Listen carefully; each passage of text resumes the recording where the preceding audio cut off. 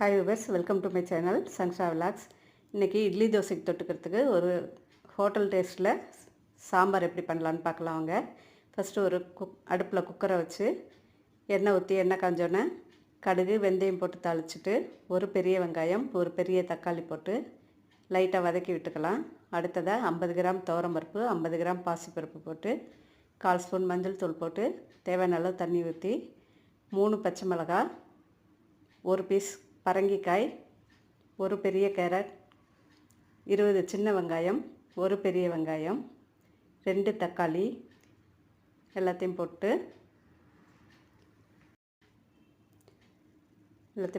ஒரு பெரிய கத்திரிக்காய் பொடியாக கட் பண்ணி வச்சது அதையும் சேர்த்துக்கலாம். சேர்த்துட்டு குக்கரை மூடி 5 விசில் விட்டு இறக்கி வச்சுக்கலாம்.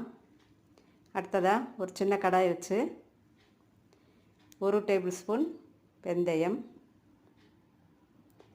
1 டேபிள் ஸ்பூன் சீரகம் போட்டு தனியாக வறுத்து எடுத்து வச்சுக்கலாம். அடுத்ததாக 1 டேபிள் ஸ்பூன் கடலைப்பருப்பு, 5 மிளகாய் வத்தல், ஒரு ஸ்பூன் தனியா எல்லாம் போட்டு வறுத்துட்டு மிக்சியில் போட்டு கொரன்னு பொடி பண்ணி எடுத்து வச்சுக்கணும். இன்னொரு பாத்திரத்தில் அடுப்பில் வச்சுட்டு ஒரு சின்ன நெல்லிக்காய் அளவு புளியை கரைச்சிட்டு அதோட மஞ்சள், ஒரு ஸ்பூன் சாம்பார் தூளையும் சேர்த்துட்டு கொதிக்க வைக்கலாம்.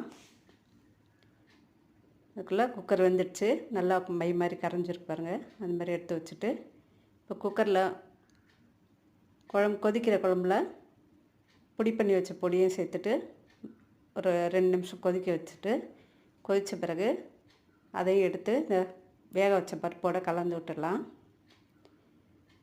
ஒரு 2 நிமிஷம் கொதிக்கட்டும். அதுக்கு பிறகு 1 டேபிள் ஸ்பூன் கடலை மாவு சேர்த்து அதையும் கொஞ்சம் தண்ணி ஊற்றி கரைச்சிட்டு கொதித்த சாம்பாரில் சேர்த்து கலந்து விட்டுறலாம்.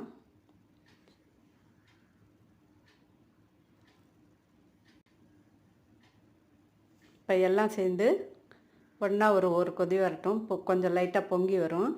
பொங்கி வர டைமில் தேவையான அளவு உப்பு போட்டுட்டு